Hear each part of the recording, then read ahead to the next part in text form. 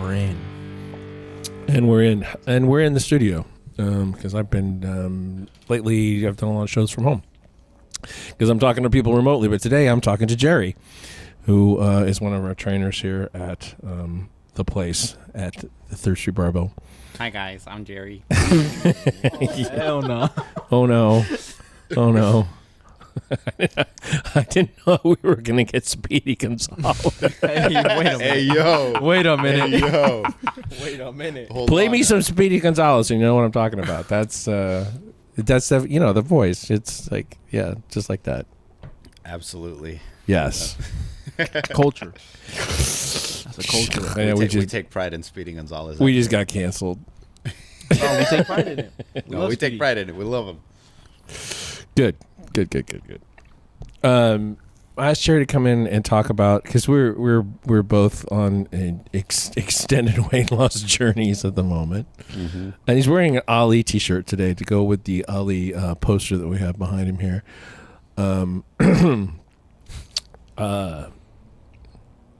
And to talk about a couple things. One of them is what makes it difficult to lose weight. This is like, I think we can talk generally and we can talk specifically about ourselves and what we are challenged with. And then I want to talk a little social media. So I will kick it off a little bit and I'll sort of ask a question. Do you have a craving thing?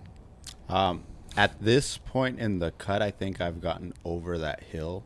And then just for the viewers, a little context, I'm 7 weeks into like a 12-month cut. At the very beginning of it, the cravings were pretty strong. Yeah. Because I went down from eating pretty hearty, I would say. Like my maintenance was pretty high up there. And I was kind of just like, I was eating clean. I wasn't eating anything crazy, but like if I craved like some ice cream, I'd go get some ice cream, right? Like I was eating at that kind of rate. And so to immediately cut all of that out for the start of the cut, where I just ate the meals that I had allocated for myself and nothing more, I would find myself wandering to the fridge, opening it up, and just to see like that looks pretty good. But at this point, I would say that's all kind of gone now. And I don't have those same cravings anymore. I feel like it was kind of a hill that I got over. And at this point in the cut, it's just very focused. I eat my meals as if they were just another task to complete. It's very like bleak in that sense. Like, is it not flavorful or just there's no pleasure that comes with eating, right? It's just another thing to do, another thing to check off for the day. And that's it. That's all my body knows. It understands that that's all we're going to eat. There's nothing extra. There's no snacking. There's no cravings left to chase. But when I am like eating more for like maintenance, or if I was going up in weight, like when I was bulking, if I was craving something, I would go get it. You just destroy it. Yeah. For me, I don't usually like crave specific things, even if it's like right in front of me or whatever. And that's like just kind of from jump for whatever. But what I crave is the kind of haphazard incidental eating I used to do. So like if I went to the store for something, I would think, geez, I'd not be upset by a salty crunchy thing. And then what you want is like this much crunchy salty thing. You want like a little bit. You want like, a few ounces of whatever. Yeah. But what you have to buy is a whole bag. Yeah. And like even finding like the lunch size bags is hard to do, right? Yeah, so like you'll notice it with like chips, right? You see the family sized bag more often. Yeah. Or the little ones, because the little ones will be hidden now. If you go to the store, and you want like the little dollar bags, like back in the day used to be like $1. Those are hidden. Yeah, you have to like go out of your way to find them. At the front, they'll have the big family-sized bags now, and it's all on purpose. It's all curated to keep us fat. Yeah. Yeah. Yeah. And so like I would buy a whole bag of something and tell myself I was not going to eat, much of it. That's a lie. It's always a lot. Yeah, I know. It's And, always yeah. Mhm. And I miss doing that kind of eating while driving because driving is boring, Yeah. right? That's amazing. That's an amazing time right there. Yeah. Like, oh my God, pretzels, all your, you can't use the stick pretzels because you'll get that caught in your throat and Oh. You'll die. you'll die on the road. Yeah. But, Well, yeah, like as someone who, coming from the career that I was in, I did a lot of commuting, and that's probably what led to me getting so heavy at my heaviest was I was doing a lot of commuting from here to the Bay Area, and that's like 2 hours each way sitting in your car. Super boring. One of the ways you would stay awake is by snacking. And so like on my little routine every day, I'd stop by the gas station in the morning, I'd grab a bunch of snacks, and then on the way home I'd stop at a gas station, grab a bunch of snacks, and you'd just be chomping on them all 2 hour long for the whole drive, right? yeah. And if you sit there and you look at every like item that you got from the gas station, you add up all those calories. It's insane how dense that food is. Yeah. And, sometimes even when it goes back to you tell yourself that you're not going to consume the whole thing. And then you do. And then you blink and and then whole it's thing's all gone. Yeah. Yeah. I always use Sour Patch Kids as like the shout out Sour Patch Kids as the example where those bags you get at the gas station. Yeah. If you do like the bag will say 300 calories or whatever, but there's 10 servings in the bag. So that's 3,000 calories in the bag. In the bag, and yeah. nobody thinks about it until they're like, you'll finish that bag in one sitting. Yeah. The one that used to get me all of the time, because it sounds like it's not be a bad thing, is Skinny Pop popcorn. Because it comes in an enormous like king size pillow kind of bag. And I would start eating it, and I love popcorn. And though it is not very caloric if you stick to the serving, it's wildly caloric if you eat the entire bag. Yeah. What? And like and you're sort of constantly measuring how much is still in the bag. It's like, okay, well, like I could keep going. I could have another handful. yeah. It's just, hey, the bag is still heavy. You know what I mean? There's a lot in another there handful. still. Heavy. It's popcorn. It's popcorn, and then you get down to the the parts where it's all the broken pieces and crumbs. and you can't all the crumb. Yeah, and all the busted shells. Yeah, when Just you're hit holding one the of Yeah, I hold it and hold the back up over your face. Yeah, and just like, and then you just rain popcorn shit everywhere. Yeah, that's. Yeah, it gets out of hand quick. I think our bodies have been indoctrinated to not say no to an excess of food. I'm sure in older generations when they didn't eat as much, like, because if you go, and I've seen it in like foreign countries where they don't have access to as much readily available food, they get full faster, like after their meals. They feel full, they feel satiated. Yeah. Versus here, like after a big dinner, a big lunch, you're like, oh, now I need a sweet treat. Dessert. Let's now get I a need little dessert. something, Everybody wants something dessert. to top it off, right? Yeah. And meanwhile, you just ate like 2,000 calories worth of steak and potatoes or whatever you had for lunch or dinner, and then you go get another 800 calories worth of ice cream and cookies. And you add it all up, and that's the calorie yield for like a week's worth of food in a single meal.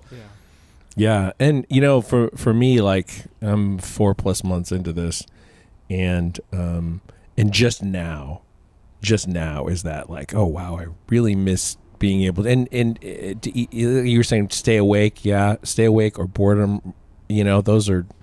It's just really hard to get through those moments when you're tired and you want to sleep but you can't, or you're bored, and the easiest thing to do to keep going was to munch on something. And now it's like maybe carrot sticks and whatever. I mean, it's like Like what is it? What air? You know, water. That never works. I think gum was a real useful tool earlier on in the cut. Yeah. When I did have like the cravings and stuff, where I would chew a couple pieces of gum, just to keep the mouth busy, right? Like, it kind of tricks you into thinking like, oh, I am doing something, especially for the boredom bit of it. It keeps you active. It keeps you doing something. Like you're conscious that you're chewing the whole time, but you're not really eating anything. It's just chewing gum. And then you get a little bit of flavor out of it. Yeah. So that kind of satiates the cravings a little bit. Yeah. So that's a big one that I used earlier on. But like I said, right now, at this point in it, like I'm pretty focused on it. I'm pretty locked in. To where I don't really need stuff like that.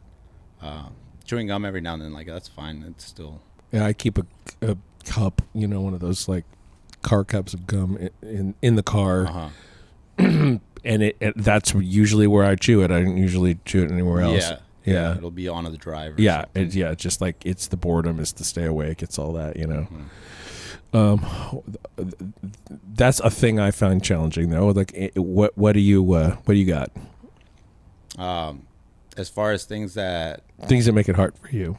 For me specifically, like I said, like right now it's not too hard. I'm pretty disciplined, especially this many years into training in the gym and stuff, and being a lot more controlled about what I eat, even when I'm on a bulk. Like, I don't eat too dirty. I eat pretty clean. But when I was like outside of the gym before I got really locked in and really into it, I would say it was very difficult just to avoid all the processed stuff, all the fast food, especially like back then, like before COVID, was like the peak of fast food where everything was super cheap. Everything was super accessible. Like we joke about the dollar menu, but that was a real thing. Like the dollar menu was a real thing, and it was super cheap. You could always pull into the drive-through, and for $5 you had 5 cheeseburgers. Just super easy to get, and that would be like a snack right between meals. Like if I was out and about, it's like, okay, I already had breakfast, I'm out, I'm a little bit hungry, let me pull through McDonald's real quick, get a 20-piece nuggets and a burger, and just annihilate that, and then still go home for like lunch. What was your peak weight, and when was that? I was 300 pounds, like right before COVID, so like 2019, like late 2018, I think. I was up at 300 pounds, probably a little bit over that too. 300 was like the first number I actually saw on the scale. And you're how tall? I am like 5'8". And now you're under 200. Now I'm under 200 pounds again. I've been like, the lowest I've been since was like 186, 188, when I was doing a little bit more powerlifting, just to make weight class. But I've allowed myself to build back up and put on some muscle, put on some leaner size. So I've gone up to 230 again, but I'm back down to like 196 today. So I'm in a lot more control of my weight. I can kind of go up and down as I will. Like I'm not too afraid of going up anymore. But I don't cross a certain threshold anymore. Like 230 I think is my cap, because after that I do feel a little bit more sluggish, a little bit more fat. But yeah, 300 pounds I cut down. It was a straight shot down to like the 188. There's no bulk between 300 and 188. That whole process was just a straight shot down. How long did it take? From 300 to 250 was super quick, and then it hit like a wall. And then 250 to like 220 was really sluggish. Overall, I think it took me like 3-4 years. But it was like, I know people can do it quicker, but I did it really slow, and I was building strength at the same time because I was lifting pretty heavy. Just being really active in the gym. I don't think I missed a single day at the gym throughout that whole process. But yeah, like I feel like I lost it at the rate my body wanted to lose it at. I think that brings up two more kind of at the same time. One of them being that it's harder to lose weight when you don't have much weight to lose. It's easier to lose weight if you have a bunch of weight to lose. Yeah. For whatever reason. I think some of it's physiological and some of it's psychological. Yeah, I think definitely physiological. Like right now, we can use my cut again as an example. Like those first 2 weeks, I dropped like 30 pounds. Like I think we did it in 3 weeks, where I went from 230 to 200 pounds, just quick. And that's probably a lot of just like dead weight, a lot of water weight. And as I get leaner, as I get lower in weight, it's going to be harder and harder to drag these pounds off. So now it's been like 2 pounds a week since then. Like between 200 to 196 has been kind of a grind. And I know that from 196 to the 180s is probably going to be more of a grind too, because now we're not just losing just dead weight and water weight. All of that's gone. Now we're really getting that stubborn fat and potentially just leaner mass to lose. Yeah, and the other part of it is I think that one of the things that is that should be encouraging, but it's discouraging because you don't know, because it's an unknown, and that's your body recomping. So like gaining muscle while you're losing fat does not show up on the scale. No, it just seems stagnant. Right? Yeah, it looks like you're not losing any weight. Or but some days you go up a little bit. Yeah, and it's like, fuck. It's like, damn, I've been starving this whole week, but that number went up. Yeah, why is that? Yeah, and you know, I think that's that's an Achilles heel of the calories in, calories out kind of mentality is that sometimes you're shifting it around and it's shit that's happening on the inside, not shit that's happening on the outside. And like you would think, oh, you're burning X number of calories or whatever, but recomp happens, you know? And like I, in 4 months lost 19 pounds of fat, but I gained 6 pounds of muscle. And so I thought I should have been able to lose more weight during that time. Like the scale should reflect. But when you go in and actually like do a DEXA or whatever, and you're like, oh, so that's what happened. So that explains that. But it's frustrating if what your original goal looks like is scale weight. And I like, if I get an athlete, and I've done it multiple times, it is very discouraging to people early on in their weight loss journey to see the scale not move. Yeah. And so I try and avoid that with my clients, where I'll tell them the scale isn't going to be what's the boss of our weight loss here. What I want you to focus more on is the weight that you're moving, like here in the gym with your lifts, and how you look in the mirror. Let those two things guide you more than what the scale says, especially early on, because it is very discouraging, because I know through experience, right? Where early on, when I wouldn't see the scale move between like 250 to 240 pounds, it was super discouraging, because I was doing my best to try and lose that weight. But in my head, I didn't realize that I was building the muscle at the same time. So now as a trainer, I try and translate that to my clients by not stressing them so much about what the scale says. Let's just focus on getting those lifts up, focus on getting stronger, and visually they'll see a difference. Yeah. And so if visually they see a difference and the scale stays the same, then what are you going to trust more, right? Like, let's not get depressed over the scale when I can be happy that, hey, maybe the double chin's going away, maybe the love handles are flattening out, maybe my biceps coming through a little bit better, my delt cap is showing a little more. The scale might say the same thing, but obviously you look different than when we started, and that helps motivate people more. That keeps them on better track to keep going, versus if they see that scale and it stays the same for a couple weeks, then they start to kind of fall off the horse. Yeah, I know it's frustrating personally, and I think it's hard to get out of that mentality. And you know, the question always you see a million times, and it's been going on for decades, is can you get stronger / gain muscle while you're losing weight? And the answer is kinda. Can you get stronger, build muscle while you're losing fat? The answer is absolutely. Absolutely. And so there's those caveats, right? Yeah. And it comes down to asking the right question. Exactly. And if you're in a severe calorie restriction, you're probably going to lose muscle and fat. And It just depends on how fast you want to go. I've never lost 30 pounds in a short period of time. And all I really wanted to lose was 30, 40 pounds. And I'm sitting, having lost 20-ish. And it just keeps bobbing around in that a little wave, and my weight is notoriously sticky anyway. So I'm saying that although I know the recomp thing is happening, I'm still frustrated because I would like to be able to look at the scale and see it move. That's and like you said, that's just like a big mental thing to get over. Yeah, right? Then that's very individual dependent. As someone like yourself or me who's been kind of in the fitness industry a little longer, like I said, with myself, that was a difficult thing too, not seeing the scale move. Where we didn't have people like how I tell my clients now, where we're not focused on the scale.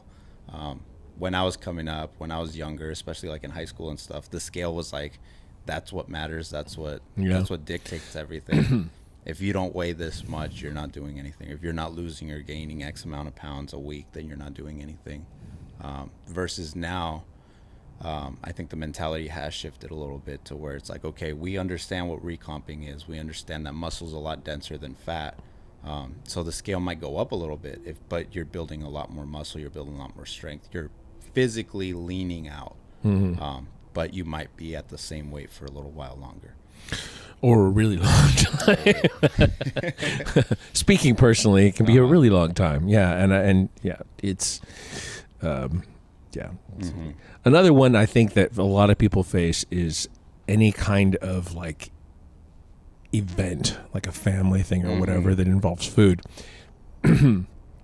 And you get like two voices in your head, one of them being, stay super whatever, super tight. And the other voice is kind of, well, like you need to have balance too, and you need to like enjoy sometimes. And even if you say, okay, so I'm going to allow myself this much of an indulgence, this is going to be a higher calorie day or whatever. And, there are some of the tracking apps and stuff that will let you do like a week budget for calories versus a daily budget for calories. Which is a good approach if you can stay on top of it and you're not like, you end up on day 7 and you just can't eat it all. So it's air and water and, I think and good thoughts. I don't know. With that in mind, it becomes very, I would say, goal dependent. Like, what is your goal in this phase of your dieting, in this phase of your training? Like, for example, if I've got someone who's prepping for a bodybuilding show, right? And everything and their mom is lined up in these last couple months where we've got Christmas, we've got Thanksgiving, he's got 12 different birthdays all week to week to week, right? I'm going to ask him, I'm like, how bad do you want to do this show? How bad do you want to compete and be your best at this show? And then it becomes that mental battle of, okay, what is the priority here? Is it balance or are we trying to win this show? So it's all dependent on what those goals are, where it's like in that situation, I would say, let's lock in, bro. Like let's compete and win at this show. You can skip all that. There's going to be more birthdays. There's going to be more holidays. You want to do this show, you want to win at this show, let's lock in for that. Versus if someone's just, more on a lifestyle diet where they can afford a cheat week here and there, they can afford a cheat day here and there. They're not so pressed on losing 50 pounds in 50 days or something crazy like that, right? Where they're like, hey, by the end of the year, I want to be a little bit lighter than I was at the start of the year. And just be more fit, more active, then they do have that leeway to, hey, I could, for someone's birthday, I can go out and eat with them, or for the holidays, I can splurge on the calories a little bit more. So to me, it's all very goal dependent. If you want to be absolutely locked in, like me, I've missed a few different events during this cut, and it was a little bit hard juggling that in my mind and feeling bad about missing them, but at the same time, I had to remind myself that this is the mission at hand. I need to finish this cut. I need to prove myself that I can do it, and I can be very strict with it. So missing out on these things now isn't as bad as I would feel throwing the whole cut away by indulging in an excess of calories for a few days, because that's how I would feel if I did break the cut for a night out at Korean barbecue or something, right? Because the goal is to stay as strict as possible with it, versus if I was just on a casual cut, where I had the rest of the year to lose 20 pounds or something like that, right? Then I would be able to give myself that freedom to, I will go out this weekend or next weekend or whatever it is and eat a little bit extra, not stress about it too much. I think another one is if you're using a tracking app of any kind, actually being able to document what you're eating if you eat home-cooked food. Mm-hmm. It's difficult to break everything down and be sure you've gotten it. And like you throw in a description of what you're eating and you're going to get something that's packaged, you know, because that's what people are putting in. And that's how these databases form. They're largely just things that you can buy places, restaurants or Trader Joe's or, just national brands, whatever. So it's difficult to really know how much of whatever you're getting. Yeah. Even I don't know, even if you're cooking it yourself, and you measure everything, you're not probably the only person eating it. Yeah. And so like how much did I get and how much of a serving? How much of a exactly. I think that's super challenging. And I think that the databases vary in accuracy. I've used 4 different apps during this time in just trying things out and see what I'm most comfortable with. I ended up back at the first one because I can do like a daily budget versus the same amount all the time. Yeah. Because I looked into calorie cycling and decided maybe that I was going to do that, and so I have been. I can't say that it's been perfect, honestly, though, but I have the same thing for breakfast every morning. It's kind of on the carb heavy side, but like I know my gut and I know I need to have like a lot of fiber. Yeah, you need to fuel up too, especially at the start of the day. Yeah, and exactly the same proportion of stuff between apps gives me different numbers. Gives you different numbers. Yeah. Yeah, the one I'm using right now is like 45 or 50 calories, showing less than what the other one was. Like, well, fuck. I mean, it's not the accuracy of the databases, and you can look at the boxes or whatever. Yeah. And then calculate it all yourself. You can absolutely do all the due diligence and back end work to give yourself at least a better idea of what everything has, especially if you cook everything at home, right? Like you can learn and memorize what calorie density of eggs and ground beef and rice is per serving, and you can absolutely do all that, but that, like we're saying, is that not everybody's going to do that. Yeah, not everybody's going to break out the little scale, break out the measuring cups every single time they're going to eat or every single time they're going to cook their prep. And that is a barrier to entry for clean eating. And again, one of the things that makes it so hard is all these other processed foods are packaged and ready to go. They've got all the numbers on them.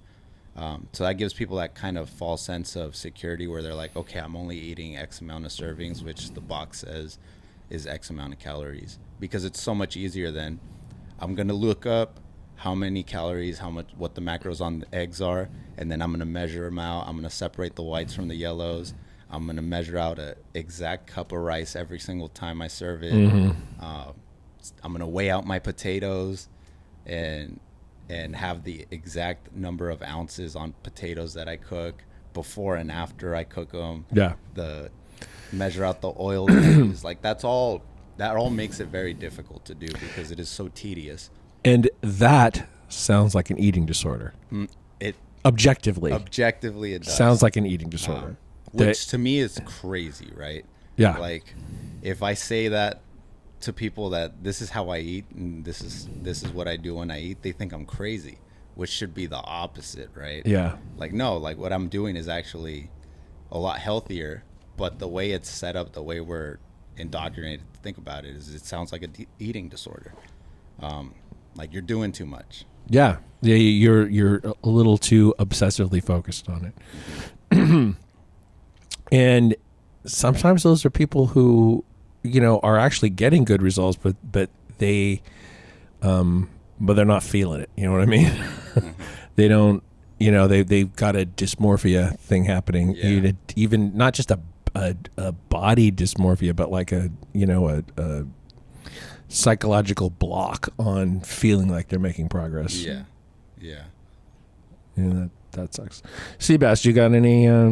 You strike me as a guy who maybe was challenged by gaining weight over time, by like trying to gain weight. So when I was younger, I used to be like, I think I was sitting at like 200 pounds. That was like younger, probably like before high school.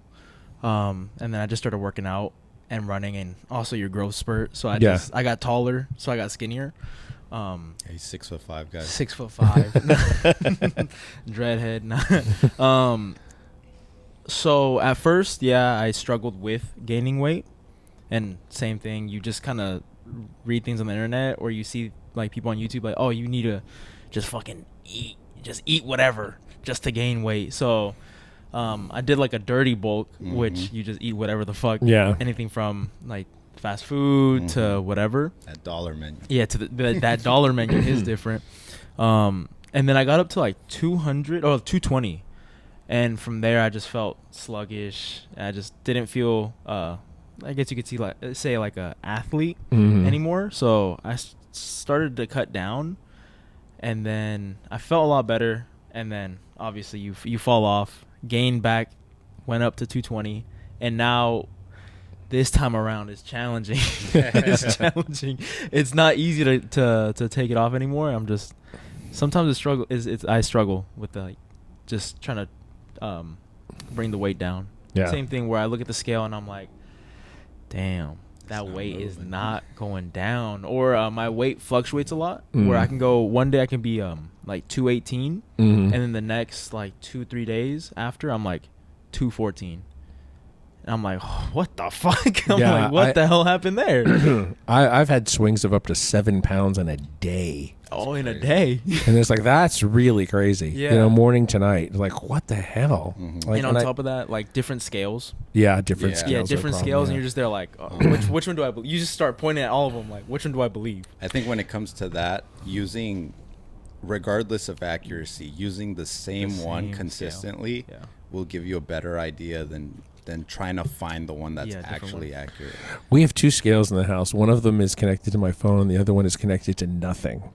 And the real test for me is when I get on the one that's connected to my phone, because that like makes a record, whatever. The other one I can get on at any time, but it will vary from 3 or 4 pounds between the times that I step on it. Like get on, look at a number, get off, get on again, and there's a different number. They're like, well, it's really a roller coaster of emotions, because like, and it tends to weigh lighter, but it's not exclusively lighter. So sometimes it's a little heavy. Sometimes it's heavier than the other one. It's like, and I get a phobia about getting on the one that. Oh no, it's terrifying. Yeah. It is terrifying sometimes. Like I use the scale here, and I use it first thing in the morning when I get here, because that's like, again, you want to build that consistency. Yeah. Right? You want to use it at the same time, same spot, under the same conditions as the most times you can to keep it consistent. Yeah. But some days, like I'll come in and I'm like I feel like it's gonna be heavy today, or I feel like I'm going to be off today, and I'll have that phobia, right? Yeah. Do you have a trick to feeling like you're getting an accurate reading out of this scale? Because this scale befuddles me. It really moves around a lot. Sometimes it does, but I'll get off. I'll wait a little bit, let it zero in, and then just stand on it, and then I'll do it a couple different times until it's consistent. Yeah. Because this one does bounce around a little bit. A lot. So I'll just keep doing it until I'll do it like if I do it 6 or 8 times, you'll eventually get it. Okay, I have to keep that in mind because I feel like I've changed. If I change my mind, the weight changes on it. You know? It's like up and down all the time. Anyway, I think another one that really gets a lot of people is looking at social media. Oh, that's huge. That's huge Because it depending upon who you're looking at. You can get a real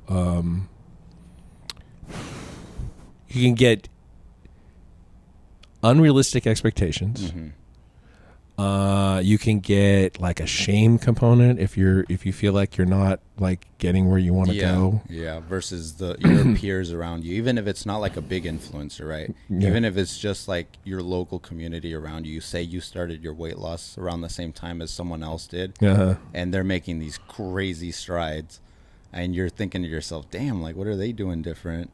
or like what am I doing wrong? But you never really know like the circumstances. Like they could be in a completely different space, and you don't know what they're taking. Yeah, what they're taking, what they're actually doing. You don't know what their caloric intake looks like. You don't know any of those things, and they could be like severely restricting their calories or whatever. And yeah, they could be drinking water once a day, right? Yeah, they could be all sorts of things that they could be restricting not just carbs but restricting salt, so they're not like holding extra water or whatever. It's difficult. and by extension the mirror is a problem as well because certain ankles look good and certain ankles look awful. And a lot of people talk about you should take progress pictures or whatever because it's difficult to realize how much change there is. But if you get on a dysmorphia track, you focus in on the things that are a problem and you don't see the things that are positive. For me, like one of the major positives is like I have veins in my arms now. Yeah, crazy veins. And I did not have them, when this started, and I haven't really had them very much before. I mean, some, but part of it is that I'm getting old, and so like I'm losing some of the connective tissue in the fascia, and so the veins show up more. That's just a thing. That's something I don't have any control over. But they don't show up if I'm fat, so Yeah, no, it's still like a good sign. So it's still a good sign, yeah. But it can be challenging. And it's like when how your clothes fit is a measure for some people. Yeah. But going back to the recomp thing, some things fit better and some things fit worse. Yeah. Like if your shirts feel tighter up top, but your pants are getting looser, then obviously that's a pretty good sign. Yeah. The dysmorphia thing, I think, is just a huge thing in the fitness space. Yeah. Where I feel like the deeper you get into fitness, the better you get at it, the more dysmorphia kind of crawls into your mind. Yeah. Because the people with the worst dysmorphia I've seen are the guys that look incredible, like show-ready guys, super strong guys, been busting weights for 10 plus years. They're the ones that will have the worst and most crippling dysmorphia on the planet, versus some of the more younger guys that are just getting into it, right? Like they have that bright-eyed delusion still, where they're excited to take their shirts off in the gym and they're ready to go. They're wearing the tiniest little stringers. When they sometimes shouldn't be. Yeah, when they. Like, well, I mean, shouldn't be. That's like that's a judgmental thing to say. And I don't really mean it like that. Not like that, but like they're not filling out these shirts, right? Yeah. Versus like it's very optimistic. Yeah, it's very optimistic. Versus like you see the more experienced guys, like they always have the 4XL polo shirt on. Yeah, they're just like swimming in their clothes. Yeah. Never showing nothing. Like Mike, right? Mike always wears the giant shirts. Yeah, I rarely shows stuff. I was telling you guys the other day because Mike is still in Texas and other places, and he's working with Agent Zero, and he posted a picture the other day that he looks great. He looks probably as good as I've ever seen him look, although the lighting was actually giving a lot of. He had the goon lighting. Giving a lot of grace. The goon lighting is crazy. That's what they call it. That's what they're calling it right now. Shout out Nick's Strength and Power. Goon lighting. I had not heard that one. Yeah. But when I first met him, years and years ago, like he was still in his basketball head, and he was wearing 2 shirts all the time, and you had no idea like what he actually looked like. And then once you see that he was he was skinny, but he was carrying a reasonable amount of muscle. Mm-hmm. I was like he was anxious for social media recognition and following and stuff. And it's like, dude, you could take your shirt off. You could take both of them off, Both shirts. Both of them. Yes. You could take them off, and you would, people would go, oh, wow, he's really, whatever. Mm-hmm. And he was focused more on the strength part of it and the, and the social cues part of it, and less on the actual the aesthetics. Yeah. It's like, so I mean, someday when he's back, we'll have to ask him about why that's the truth. But no, I just from the beginning, I was like, you could do that, and you would, you could do that, and a lot of people can't, and he's just like not comfortable. And that to build off of that, right? Like someone. Say someone that's a little bit heavier, it's got a lot more fat on their body, sees that on social media. So they see someone like Mike or see someone like David Lade. They see all the popular Instagrammers, and they're like, damn, like those guys look insane. Like I'm never gonna. Like they look at themselves, they feel like they'll never achieve that. They'll never reach something like that. And coming from that point of view, I'm still nowhere near where I would want to be. But I look back at how I looked back then, and like I've surpassed every limit that I had in my mind back then, to where I was like, I'll never be able to see myself look like this, or see these kinds of muscles on me because I'm too fat. At this point now, like I've surpassed every limitation that I had set for myself, and then some. But no matter what, like the dysmorphia is always still there. Yeah. It's always still there. So one thing I've had to like force into my own mind is like comparison is the thief of joy. Yeah. Is to look at yourself in a vacuum. Block everything else out. Just look at yourself objectively and compare yourself to just yourself. And that way you're able to celebrate your own achievements in a vacuum. That helps, because now you're not like, oh well, this guy got ripped in 2 years, and he looks better than I'll ever look. Instead of thinking that way, it's like, oh, I got this fit in 2 years and 3 years, whatever it took me to do it, and I look better than I ever did. What's stopping me from going further than this? If I could do 300 pounds to 200 pounds, what's stopping me from going 200 pounds to 190 super lean, super shredded? I've already done this much work. Why would I stop now? Yeah, that's actually when I got my when I did the DEXA a few weeks ago, and I saw what the number was. I was like, well, I could go down X amount more and probably stay there, even though it's hard, but I accomplished this much, so I could do, this much more and stick in there.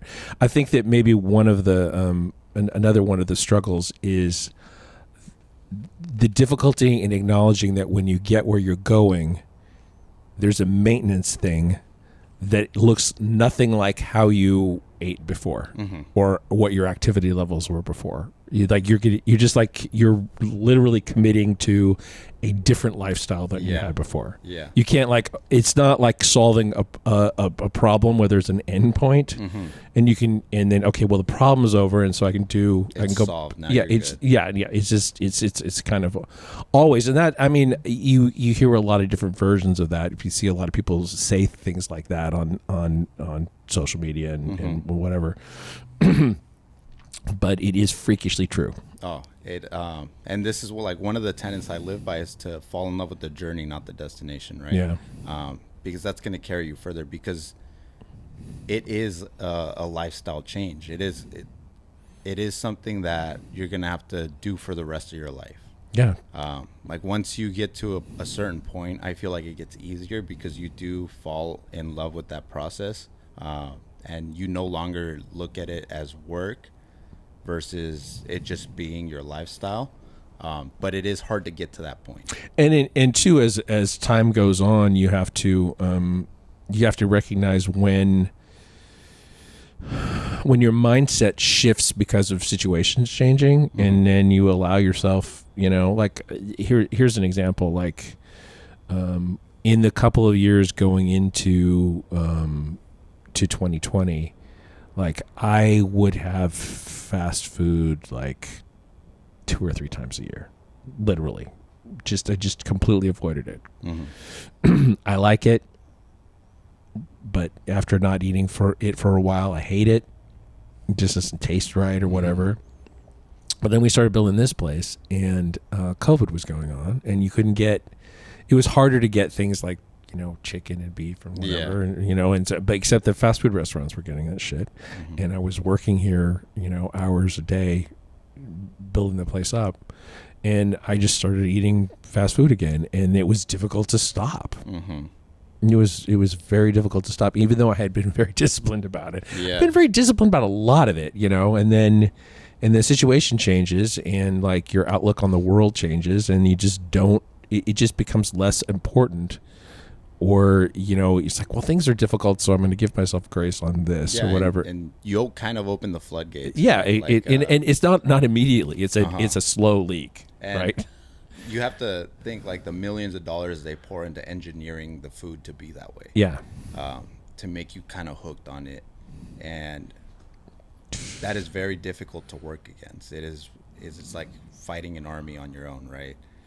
Where if you have a couple weeks where you have to get that fast food because it's the only thing that's convenient, it's definitely going to grab you by the throat again, and really drag you into that slump, because that's what it's engineered to do. So I can definitely see that where it does become difficult again, just slipping for a couple weeks or whatever, because it's convenient, because the situation requires it or whatever. It will drag you back down, and then you have to do the whole beginning phase of getting out of it again, and building that discipline up again, because you are working against these billion-dollar corporations that pour a ton of money into engineering the taste, all the different satiation feelings that food instills in you. Like anytime you eat a burger, like you always want another one, no matter what, like no matter where you go. I don't have that problem, but it's the French fries, man. The fries, the nuggets, all the little sauces. Nuggies do not do it for me. I just not at all. But the French fries, like a really good French fry or a really bad French fry. I don't know, just French fries. I saw a video somebody did the other day talking about putting peanut butter on cheese, and like. My weaknesses are peanut butter and cheese, and I never have had them together. He's good. Diet out the And window. now I'm like, Thank God. well, I wonder what that's like. It Now we got gotta to try it a find little out. bit. Now we gotta find out. He's like, so now I got this. Yes. And today we're going to use some peanut butter and cheese to test a theory about whatever. That's a crazy combination. Yeah. It was like Land O'Lakes American cheese singles, Like and slices. just the pre-sliced ones, And they just like pour peanut butter on it. and rub spread peanut butter on that. I can't even do that. Not even a sandwich, bro. It's just a slice of cheese. It's just a slice of cheese. Yeah. Diabolical. Kind of on the last point, running back to dysmorphia for a second. I feel like body dysmorphia is the physical version of imposter syndrome. Yeah. I could see that. Yeah.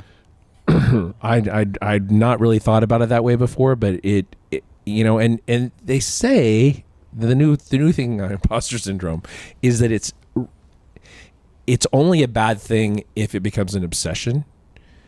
Yeah. But otherwise, it keeps competent people from thinking too much of themselves. It keeps them humble. Yeah, Yeah, keeps you humble. It is a humility thing. I think it is like a built-in safety that we have in our minds to keep us kind of humble. Yeah. Because if you do ignore that imposter syndrome and you allow your ego to get too big, like it can get out of hand pretty quickly. So like whenever I have the imposter syndrome, it always makes me just reflect on why am I feeling this imposter syndrome. So I'll go back on whatever I'm feeling it about, reflect on myself and see if I can improve myself any better to get over. Because if I have doubts of myself, then they're there for a reason, right? So I kind of utilize that to better myself. Dysmorphia being like the physical manifestation, I can absolutely see that. Because it is basically just imposter syndrome about your physical body. Yeah. Where you look at the mirror And you don't believe that what everybody else is seeing is reality. Uh-huh. Yeah. Uh-huh. Yeah, it's difficult. And my biggest thing with imposter syndrome was back in the day, back in the Powercast days when it was so incredibly popular. Like it didn't seem all that real, and I didn't put kind of enough of myself into it. I didn't pat myself on the back enough, and honestly that was kind of weaponized against me, when people tell you don't matter that much, and like, well, fuck you. But the fuck you is not the first place you go. The first place you go is, oh, you're right. Yeah. You fall into it, and I've had that issue with imposter syndrome on certain stuff too. But again, like I said, like what I taught myself was okay, if I have that feeling, let's see why. In my own mind, why do I have that feeling? Yeah. What do I doubt about myself? Like early on when I was doing photography, like imposter syndrome was a huge thing to me. Like I would do mostly automotive photography, and people like loved the photos that I was turning in, but in my head, I always felt like they could always be better. Yeah. And so I didn't feel like I was giving a good enough product or a good enough showing of my talent, of my skill. And slowly I began to teach myself, okay, why do I like, what is it about these photos that I don't like? Even though the owner's telling me that it looks great, that it looks incredible, that they love it. And so I would, instead of feeling bad about it and allowing myself to be held back by it, Yeah. I would use it as a chance, as a reminder to let's reflect and let's see, what can I improve? What can I do better? That way I can get over that feeling. I wouldn't allow myself to think that I'm the best thing in the world since sliced bread, right? But I would use it in contrast to that. I would be like, okay, maybe I should have shot it this way instead. Next time I'll shoot it this way. Or next time I'll use more angles, or I'll use the lights differently. And slowly I got to see my own photos improve to myself. And then just getting the outside feedback, I was able to appreciate that more. I was able to turn over some photos. They love it. Then I would feel satisfied in that. I wouldn't just feel the imposter syndrome where it's like, oh, like I feel bad about turning these over because I'm not happy with them. If the client is happy with them, then I'd be happy with them. Yeah, sometimes like the thing I do when I'm not doing this is writing stuff, and I've real challenge with if things aren't coming together the way I want them to. I don't even want anybody to see it, and that's that's counterproductive because it really messes with your timeline. Yeah.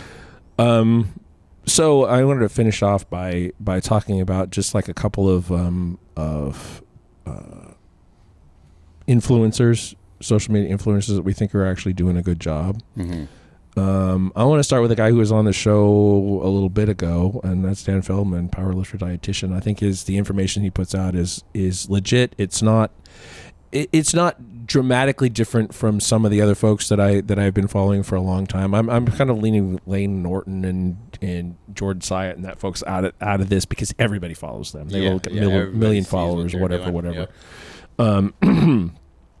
But Dan Feldman, powerlifter dietitian, a good follow, always solid information. He doesn't post anything that he can't back up, really. And he's, you know, I did not realize until I had him on the show that he's not the tallest guy, but he's jacked, and he's a legitimate power lifter and a legitimate USAPL power lifter. And so he's kind of my first suggestion. Thought. Yeah. I followed him consistently for quite a while. So, who you got? I've got Dr. Alex Tatum. I know Sebastian's been working with him for a little while on the media side. So I've gotten kind of glimpses of what he does here and there throughout Sebastian's tenure working with him. But like the stuff that I've seen, it would be so it'd be doctor, like DR, and then dot.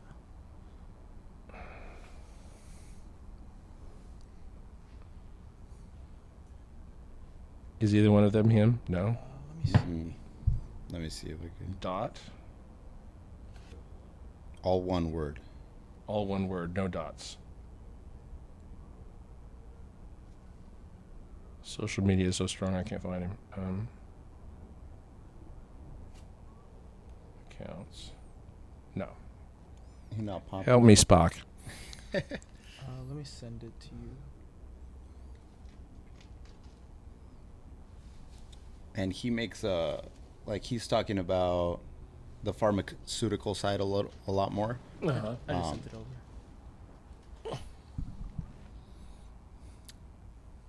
And the way he talks about it from the videos I've seen, it's super digestible for just like regular people to listen and learn.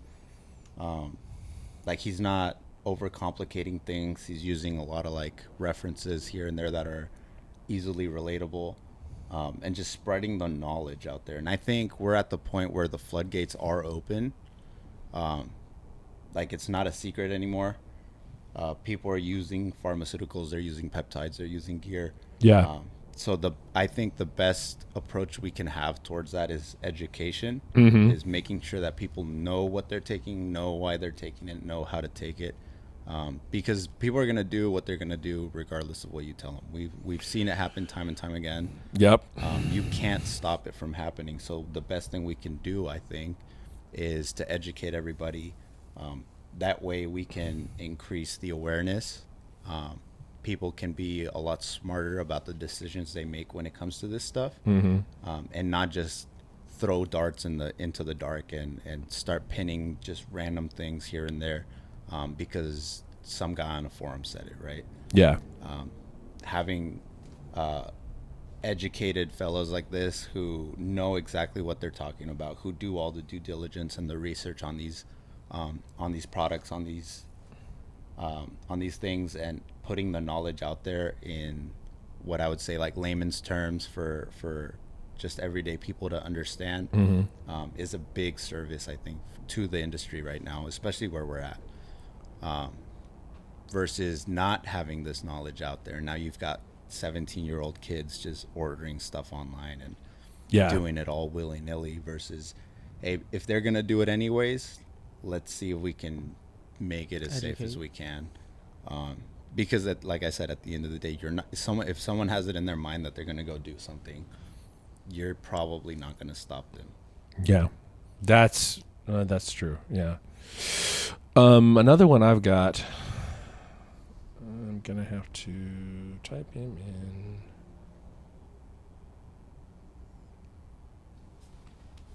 in. I have the problem of not remembering his name ever. I only remember what his tagline is.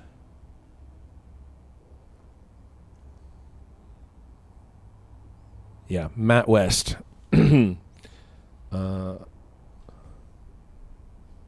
He's got over 1 million followers. I'm usually, but I only recently discovered him, so I'm I'm leaving that open. He does a lot of food stuff. Oh, is this the guy I've seen this account that pop up fucks on Yeah. or for you. sucks? Yeah. Fucks or sucks. Yeah, he's also the fucks or sucks guy.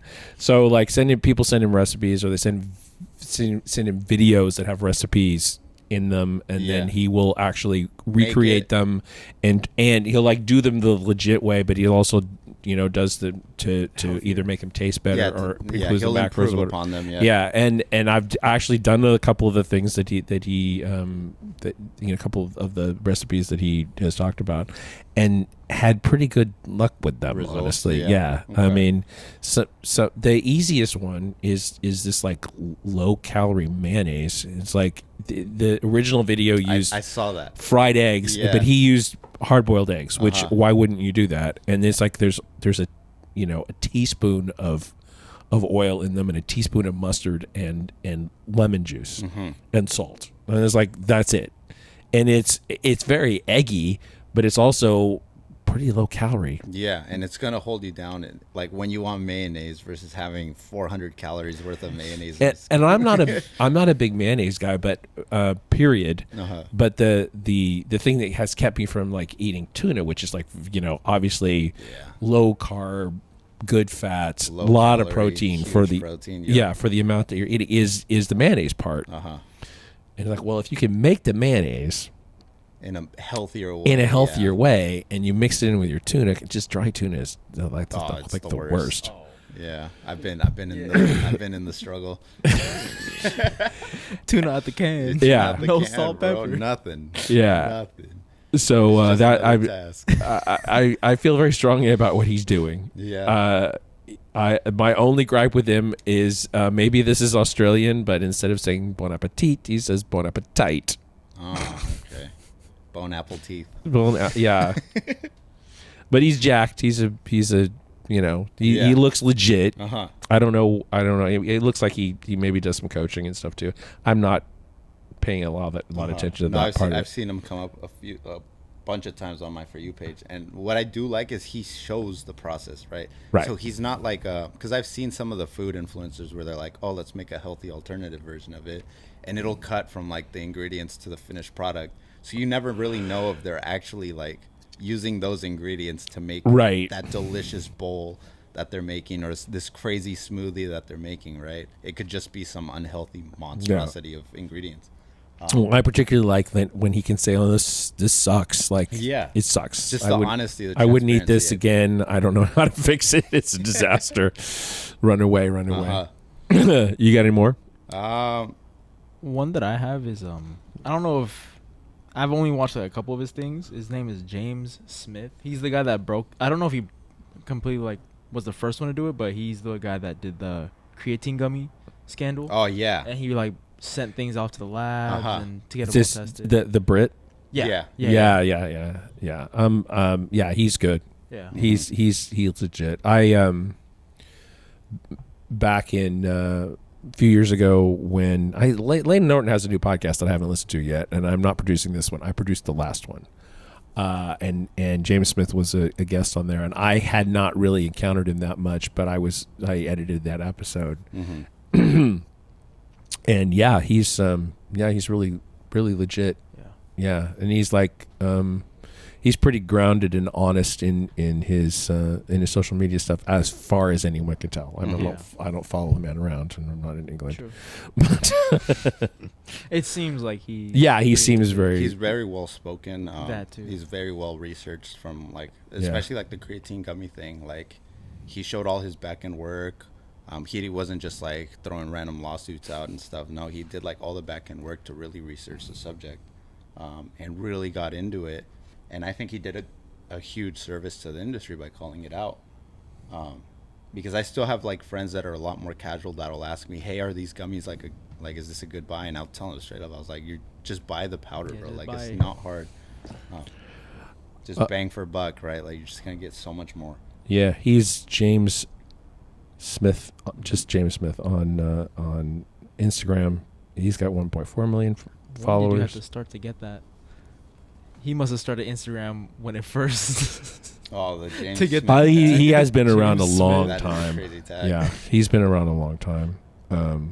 It's the most generic name on the planet. Yeah, exactly. Yeah, that's like I started social media early and I couldn't get just my name anywhere at that point. I also have one of the most common names on the planet, especially in the Western world. Yeah, very, very, very common. The two different spellings of my last name are the third most common surname in Scotland, for heaven's sake. So that's crazy. A bunch of versions of McDonald. Yeah, and there used to be a site called How Many of Me, where you put in your name and you see how many in the United States, and it was like 1,600 have the guys have the combination of first name last name. Yeah, that's crazy. Not middle name was a little smaller, but you know, and I'm a junior, so what the hell. Any more guys? I've got I'll say someone like Wesley Vissers. Oh, I don't know him. He's a bodybuilder, classic physique. Spell for me. So Wesley, he'll probably come up quick, and then Vissers, that third one down. This one? No. Down, the third one that actually has so right under your keyboard. That one. Oh, okay. Another middle and follower guy, but so he's pretty big, I would say. He's missing out on the Olympia this year because he had like a big surgery. But like I've followed him on YouTube for a while now. I watch his videos and he does a really good job at taking you through what it's like being like an Olympia caliber bodybuilder. Where he did the whole what I eat in a day thing before a lot of like Instagram caught onto it. He'll show recipes, like how he preps his meals and stuff. Like his cream of rice recipe, I think, was like one of the early ones that got really popular. Where he showed it step by step, every ingredient, how to make like the cream of rice that he partakes in. His positivity in the sports, like, it's very missed, I feel like, in the past few years, where someone like him, who zero enemies, right, comes in very respectful of all his opponents, very respectful of all his fans, especially always takes the time out to interact with people. Just like a genuinely good guy to look up to for the younger crowd, I would say, versus some of the more toxic like influencers that we have out that kind of get too much spotlight. I feel like Wesley's kind of the opposite of that, where he is very deserving of the spotlight because he does set a great example for everybody to follow. Even through his workouts, he's very like well versed in how to educate people on them. Like he slows everything down. He'll, like, if he's explaining a lift, he'll break it down completely for anyone to pick up on it. So like I'll watch him when I'm learning like a new movement or something, or if I'm trying something out, because like the cues that he uses to grasp the lifts mentally, like they're always really good. And just a great guy. Bless you.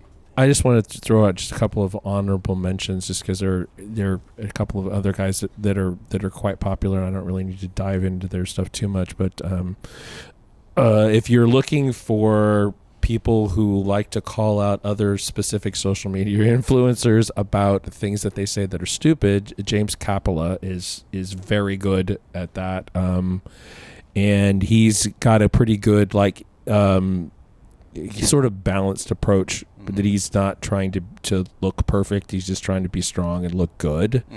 And again, had the body dysmorphia, the eating disorder, exercise bulimia, that kind of stuff before.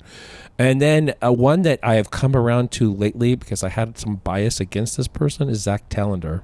Oh, Zach. Okay, yeah. I watch a lot of Zach. Yeah, I've started to recently. Again, another, I don't know what his follower count is, but I'm sure it's huge. Bigger now. Yeah, I think he's really popped off a lot lately. But I think his content has maybe gotten more personal in some ways. Yeah. Not as some would say clout chase. Yeah. Clout chasey. It's more, like you said, it's personal. more genuine. It's more genuine. Yeah. like these are people that do not need our help to create more following. But at the same time, like if you were turned off by anything that he said before, you probably could reevaluate now, because it's good information. He's doing other stuff that he's done before. So that's one thing I've liked about Zach, because I followed him for a while now, like throughout the whole like weightlifting, like Olympic weightlifting journey, and then like when he was doing like the lift and talk in the backyard. Oh yeah. And to where he is at now, watching him kind of grow through that, like mentally, and like his opinions changing, and it like that's been nice to see, how he's allowed himself to grow. He hasn't boxed himself into a certain mentality, like what some people will do, where they will remain very steadfast in the mentality, whether it's right or wrong, right? They won't change for anything. Like Zach becoming a lot more personal on his social media, like allowing people in and seeing what it's like to be, like he's an aspiring music artist now. Yeah. And just the hardships that come with that, balancing that with the gym, just him improving himself physically, mentally, and emotionally, I think has been, like, I enjoy seeing people go through that. That's very much so more relatable to regular people like us, because we see, like, you can relate to that. You can be like, okay, he's going through the struggle, so me going through the struggle isn't as bad. I think that this is something I touched on with the guest from last week, that